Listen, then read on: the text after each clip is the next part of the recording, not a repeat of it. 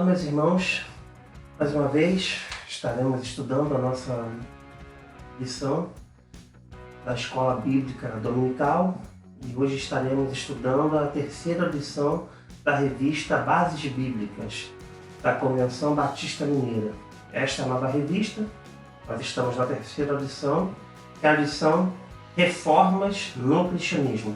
Ela ainda está no celular, porque a nossa Convenção Batista Cibassum ainda não entregou as revistas. E haverá o PDF vinculado a esta lição. Antes de começarmos a estudar a revista, eu gostaria de fazer uma breve oração.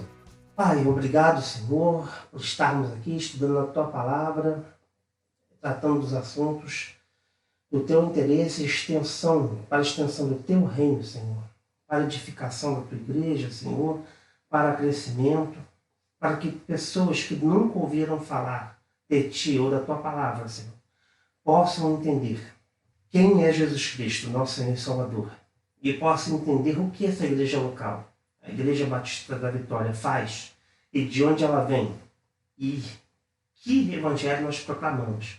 Por isso, Senhor, nós pedimos as Tuas bênçãos, pedimos a Tua presença aqui nesse estudo e na presença da Tua igreja, Senhor, e que tudo seja feito para a Tua honra e glória, Senhor. Obrigado, Senhor, por estar conosco, por nos inspirar, por nos fazer, Senhor, mais e mais Teus discípulos, que possamos parecer mais e mais contigo. Obrigado por tudo que o Senhor tem feito em nossas vidas. É a oração que eu faço e agradeço pedindo, meu Senhor. Em nome de Jesus. Amém. Então, iniciaremos aqui o estudo. Reformas no cristianismo. A palavra reforma, ela no original, ela quer dizer o quê? Ela quer dar forma novamente. Dar forma. Uma coisa que perdeu forma, ganha forma de novo, né? Assim como as reformas de casas, veículos, ou restauração de objetos, né? Ou de joias, que antes tinham uma forma linda, mas que com o tempo foi deteriorando e precisa de uma reforma para parecer com o original. Por isso nós vamos estudar hoje aqui as reformas no cristianismo. A introdução começa assim. No estudo passado, percebemos que os batistas não tiveram um único fundador. Em princípio, aqueles que deram origem ao que hoje chamamos de Igreja Batista sequer receberam este nome. O que isto quer dizer? Quer dizer que há várias especulações quanto ao surgimento da denominação protestante evangélica batista. Uns dizem, sem fundamento histórico ou documentos que atestem, que a Igreja Batista vem de João Batista, Jerusalém e Jordão, como foi falado pelo irmão Júlio na lição passada. Segundo, alguns dizem que os anabatistas, né, que não são um movimento só, o que quer dizer? Deram origem aos batistas. Eles não deram origem, mas eles influenciaram. E outros, né, que possuem documentos históricos e vai compor a lição 4, né, a Igreja Batista na Inglaterra, lá vai mostrar realmente como a Igreja Batista ela surgiu. Então aqui nós estamos conjecturando, levantando várias hipóteses sobre o surgimento da nossa querida denominação. Uma denominação que faz muitos discípulos e que tem compromisso com a pregação do Evangelho, com a extensão do reino de Jesus.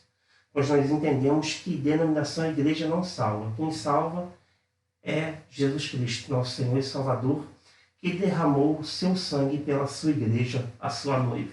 Primeiro tópico, a situação religiosa do cristianismo no século XVI. Para nós falarmos da situação religiosa da igreja cristã no século XVI, nós temos que lembrar do quê? Da igreja do nosso Senhor Jesus Cristo, da igreja chamada patrística, né? A igreja dos apóstolos. São homens pescadores simples ou cobradores de impostos, né? Ou pessoas que foram chamadas para aprender os ensinos do Senhor Jesus. O Messias, né? Yeshua HaMashiach, aquele que deveria vir e morrer por nossos pecados. Então o Senhor Jesus, através daquela história concebido sem pecado, né, não veio por vontade de homem ou mulher, nasceu pela vontade do Pai dele, em quem nós cremos que é Deus. Então estes, que são chamados de apóstolos, ou discípulos mais chegados do Senhor Jesus, inclusive os 3 mais chegados, né? Nós vemos isso no Monte da Transfiguração, que é Pedro, João e Tiago, né? São os 3 apóstolos mais chegados. Que dizem o quê? Eles montam, ou eles fazem parte do colégio apostólico, aqueles que aprendem direto do Senhor, como os evangelhos assim bem nos ensinam. Com a morte e ressurreição do nosso Senhor e Salvador Jesus Cristo, a ascensão, os discípulos são encarregados de pregar o evangelho e de viver. Olha só, então nós temos o quê? Um colégio apostólico subversivo, que não é ligado ao Estado, que ali está comandando o mundo conhecido naquela época, oriental e ocidental, que é o Império Romano, e muito menos a religião oficial de Israel, que são os partidos políticos fariseus e saduceus, que representam o judaísmo. Então nós não temos esta ligação com o Estado nem com a religião oficial. São pessoas realmente comprometidas com os ensinos de quem? Do Senhor Jesus, os apóstolos. Isto ocorre até o século IV depois de Cristo. 315, 320 depois de Cristo. Por quê? Há uma união. O que você tem é lideranças de bispos, né? Em Creta havia um bispo, em Corinto, em Roma. Este movimento, esta religião, através de Cristo, que no latim é Cresto, né? Eles que são banidos depois de Roma, pela confusão e perseguição dos judeus, que vêm de Jerusalém até Síria, Líbano, até os confins de Roma. Essa religião chama muita atenção de todo mundo. E chama muita atenção porque eram comunidades que viviam com seus propósitos, estatutos, interessados naqueles marginalizados pela sociedade. Nós vemos isso muito claro, os escravos romanos passavam muita dificuldade e eram socorridos por quem? A igreja. Pelos ensinos, né, da pedra fundamental, nosso Senhor e Salvador Jesus Cristo, como está escrito lá em Mateus 16. Tu és o Cristo, né, o Filho do Deus vivo. Então, esta é a realidade da igreja até o século IV. Como a religião chamou muita atenção por não se interessar pelo Estado, por não se interessar pelas elites, né? As elites é que se interessaram pelo cristianismo. Ela ganha um grande apelo, uma grande argumentação, uma grande importância. E Constantino, ele faz o quê? Ele torna, não a religião oficial do Império, mas torna o quê? Ele, como muitos dizem, se torna convertido a Cristo. Ele traz o quê? Uma grande influência. Ou seja, ele traz a destituição do caráter sobre a religião cristã. Então é ele quem desconstrói o preconceito. Ele é o precursor de trazer à tona o cristianismo, dando cargos políticos a cristãos, cargos públicos em Roma, dando destaque, dando voz, não permitindo mais a perseguição. E depois, alguns imperadores, após ele, realmente tornam o cristianismo a religião oficial do império. Só que o que ocorre com isso, né?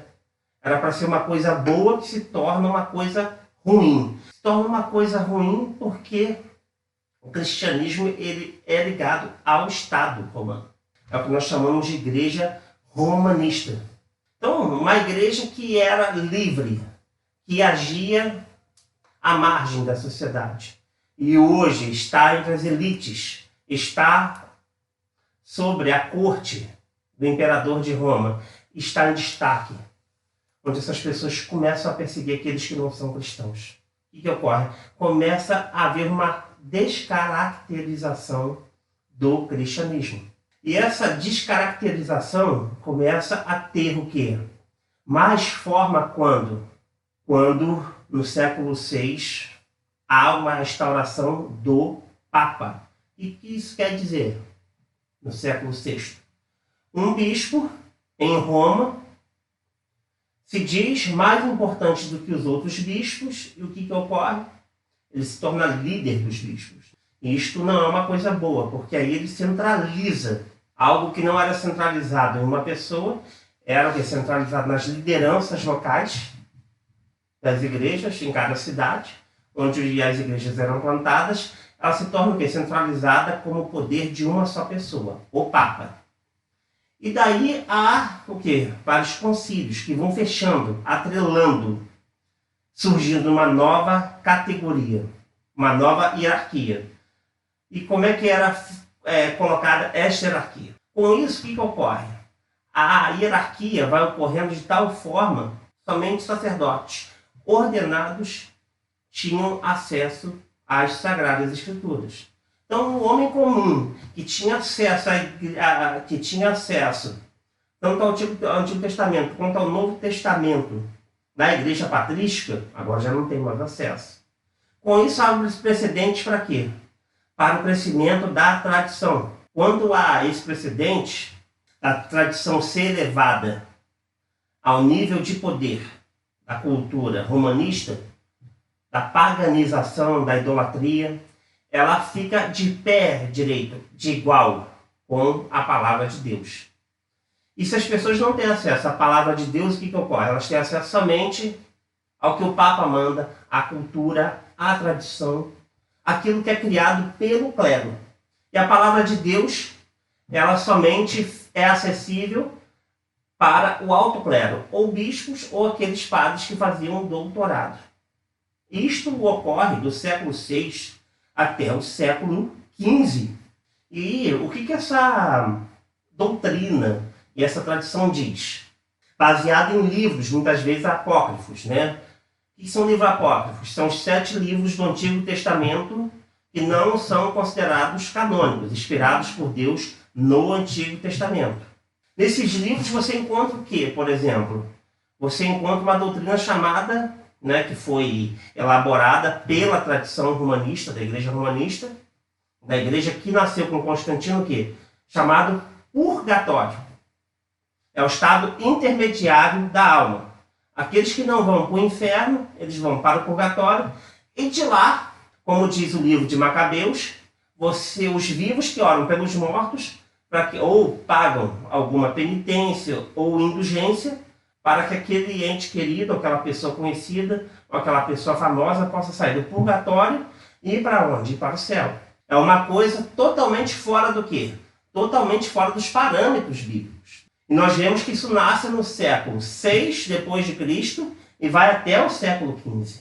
E aí o que ocorre? Ocorre que alguns monges, os pré-reformadores, um dos mais famosos aí, Erasmo de Roterdã, ele é um pré-reformador, ele é um padre, um monge, e que ele propõe o quê? A volta às Sagradas Escrituras. Então nós vemos que isso aí não é uma novidade da Reforma Protestante. Isso aí já ocorria a insatisfação de pessoas dentro da própria igreja romanista querendo voltar à didaquia dos apóstolos, querendo voltar à igreja patrística. Então por esses são os motivos que ocorrem esta insatisfação. O que ocorre? Há pré-reformadores, igual disse aqui a história de Erasmo de Roterdã, não vou poder dar detalhes aqui, porque eu tenho que fazer um resumo, senão não termino a lição. Eles começam, monges, a quererem voltar ao que é a igreja patrística, até que se estoura em quem? Em Martinho Lutero, um padre alemão. E ele se tornando padre, ele foi estudar o quê? Fazer o doutorado dele em teologia e filosofia. Ele que queria ser advogado anteriormente. E lá ele tem acesso ao quê? Às Sagradas Escrituras. Principalmente ao quê? Principalmente ao livro de Romanos, Vários dos padres que eram padres e se tornam reformadores, como João Calvino, depois o Zwingli, Thomas Mertz também, pai do anabatismo, que nós vamos falar hoje aqui, ao ler a carta do apóstolo Paulo escrita à igreja em Roma, se converte. Não tem como não se converter lendo aquela carta. Seguindo, o que ocorre? Ele lendo a carta, ele faz um paralelo entre a tradição, que está feita aqui do século VI até o século XV, mais especificamente, com as Sagradas Escrituras. Ele começa a questionar. Ele monta 95 teses. Ele coloca no castelo, na Alemanha, onde ele fazia o doutorado, né, em filosofia e teologia. E o que ocorre? Essas teses chamam a atenção. Uma das teses que chamam a atenção é: se o Papa tem condições de perdoar pecados, por que ele faz por ofertas em dinheiro e não por amor? Porque o povo é obrigado a pagar para a salvação, ou seja, a salvação é feita pelas obras, sendo que a palavra de Deus diz o quê? Que a salvação vem pela fé. Como está escrito lá em Gênesis 15:6. E creu Abraão e Deus imputou como justiça, né? Ou seja, Abraão foi salvo pela fé. E aí Lutero vai fazer o quê? Ele vai questionar, através das 95 teses, a tradição que foi instaurada entre o século VI e o século XV. E para os reformadores protestantes, essas 95 teses foram explicadas em 5 teses, que quer dizer o quê? Vamos às teses do segundo tópico. Reforma protestante. Sola fide, somente a fé. Foi o que eu disse aqui, através da palavra de Deus. Gênesis 15, versículo 6 diz assim: creu Abraão no Senhor, isto lhe foi imputado para a justiça. Versículo 7 do capítulo 15.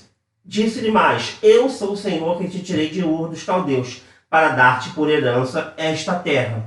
Então, Abraão, pela fé num Deus que ele não conhecia, num Deus que ele não tinha intimidade, que ele nunca tinha ouvido falar. Quando este Deus, Yahvé, Elohim, Adonai, o Pai do nosso Senhor e Salvador Jesus Cristo, o chama, ele está em Ur dos Caldeus, na Mesopotâmia, ele sai, vai até a Síria. E o que ocorre? Abraão é chamado por Deus para tomar aquela terra. E seu sobrinho Ló vai com ele. Aquelas histórias que nós conhecemos. Então o apóstolo Paulo vai dizer o quê para a igreja em Roma, né? Que Abraão foi justificado pela fé, no capítulo 4. Mas Tiago, o irmão de Jesus, né? Muito parecido, vai dizer o quê? Que realmente nós somos justificados pela fé. Mas no capítulo 2 lá ele diz o quê? Irmão do Senhor Jesus, né? Que a fé sem obras ela é uma fé morta. Por que é uma fé morta? Porque o que o Tiago quer dizer? Que nós somos salvos pela fé? Sim. Mas nós somos salvos pelas obras? Não. E por que não? Porque as obras não salvam ninguém. Fazer caridade por fazer, por se sentir bom. Agora, se você realmente é salvo, crê em Jesus Cristo, diz que é semelhante, discípulo, e que vai fazer as mesmas coisas que ele fez, andar da mesma forma que ele e seus discípulos, os apóstolos, e não faz nada, que fé é essa? Que não te transforma, né? Então nós temos um contraste aqui. É uma mesma moeda com duas faces. Uma é o apóstolo Paulo falando, somente a fé em Jesus nos salva. Mas os frutos do Espírito, o apóstolo Paulo vai dizer, é Tiago explicando. É o caráter transformado para fazer boas obras. É Paulo falando e Tiago falando. Diferente das obras da tradição da igreja romanística ou ortodoxa, que diz o quê? Criada entre o século VI e o século XV, principalmente, ainda que começou a ser criada no século IV.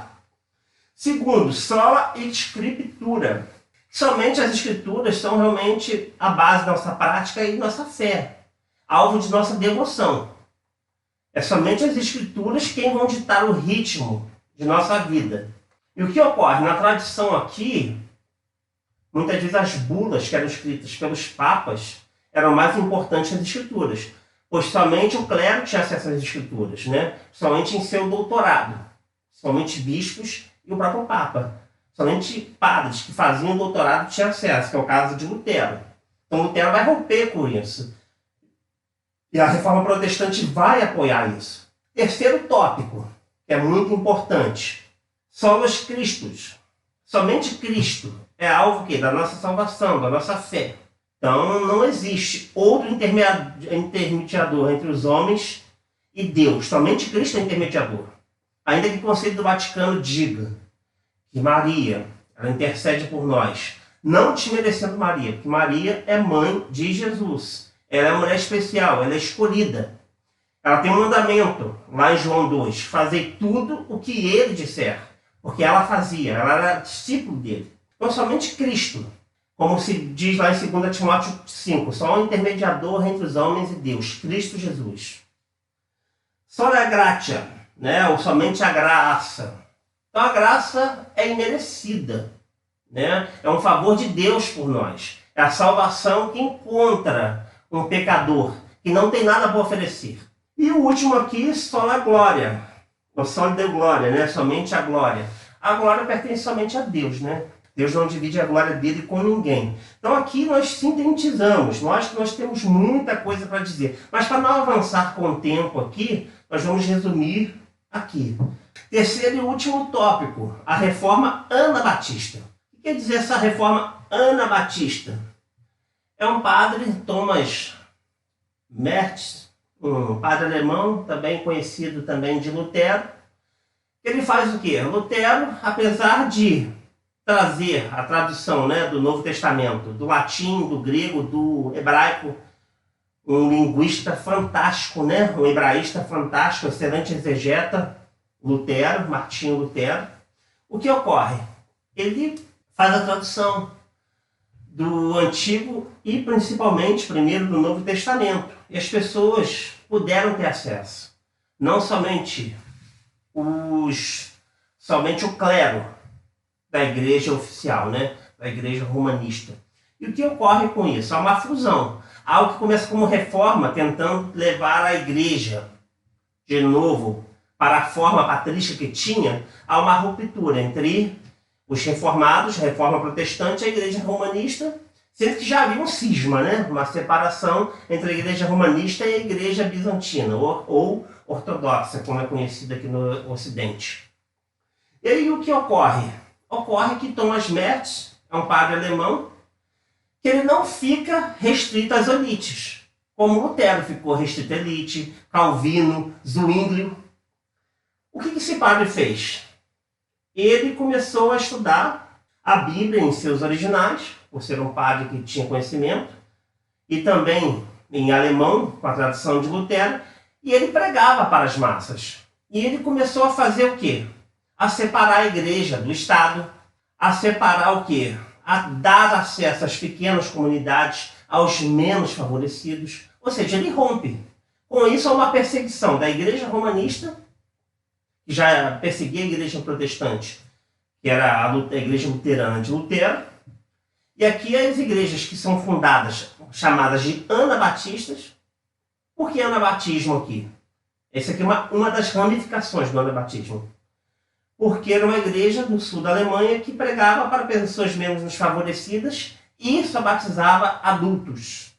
Essa reforma anabatista aqui, não só na Alemanha, como na Holanda, teve também essa reforma, pois aqueles que eram perseguidos em Zurique, né, por Zwinglio, ou na Alemanha, pela igreja luterana, ou pela igreja católica em seus arredores, na Espanha, entre outros lugares, eles foram para os Países Baixos. Lógico que tiveram alguns anabatistas que, infelizmente, não praticaram heresias.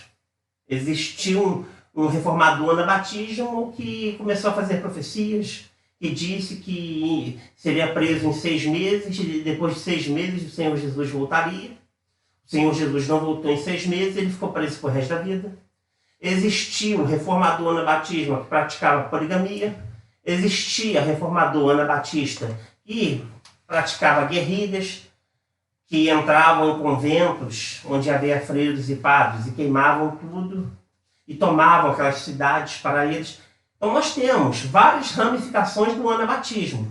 Mas quando se trata desse padre, Thomas Mertz, ou de Menon Simon, que é um dos reformadores anabatistas mais conhecidos, e que foi também contemporâneo de John Smith, que é um dos pastores anglicanos que dá origem à Igreja Batista, quando vai ter na Holanda, nos Países Baixos, com Menon Simon, o que ocorre?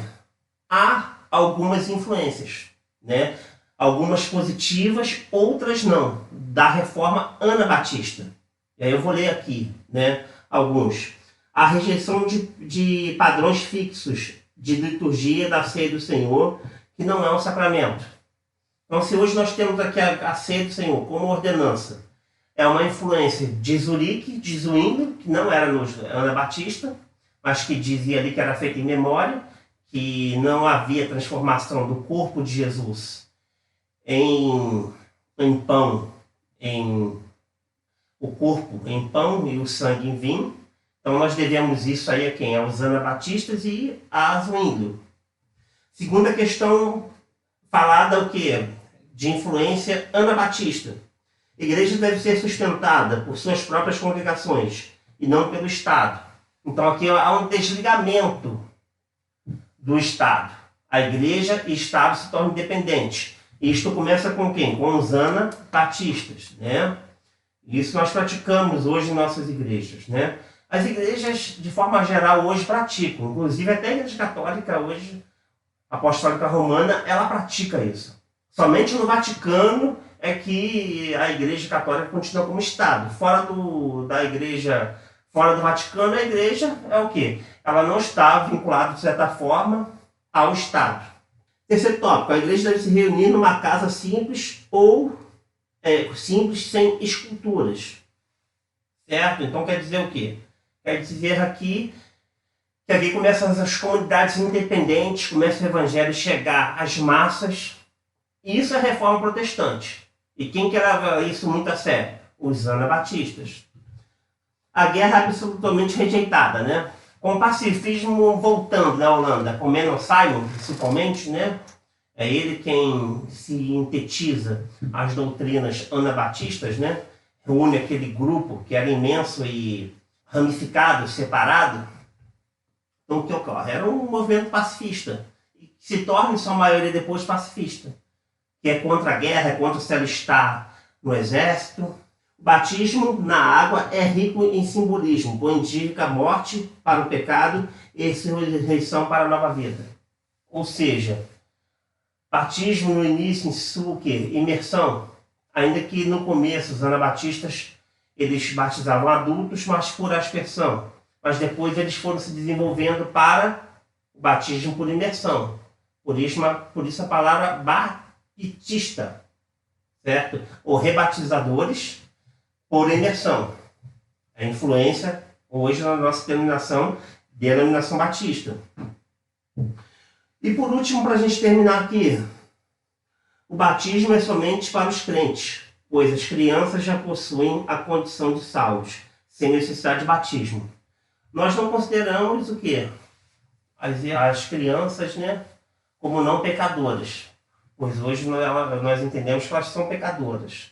Mas elas ainda, principalmente os bebês, elas não têm condições de entender isso. Por isso, assim como os anabatistas batizavam somente adultos, nós também só batizamos pessoas que têm consciência de que são pecadoras, que precisam morrer para o mundo e para o pecado e nascer novamente para Deus. Existem outras práticas aqui que eles praticam que nós não praticamos, como são da alma. Nós entendemos que isso não é bíblico, baseado em 1 Coríntios 15, quando o apóstolo Paulo ensina ali a igreja, né, que esperava por Cristo somente nessa vida. Paulo vai dizer que não, que nós temos na eternidade, entre outros aspectos. Os anabatistas eles não participavam do Estado de nenhuma forma, né? É muito que nós vemos hoje lá nos Estados Unidos ou no Canadá, os Amish. Eles ficaram no século 17, 18, eles não utilizam luz elétrica, carro a motor, a gasolina, diesel, nada. Eles fazem tudo de forma manual, eles vivem totalmente afastados, casam-se entre si, né? Então, são algo que nós não praticamos como batistas, são coisas que nós não levamos para a nossa denominação. Mas nós não podemos negar o quê? A reforma anabatista e alguns de seus conceitos em nossa denominação batista.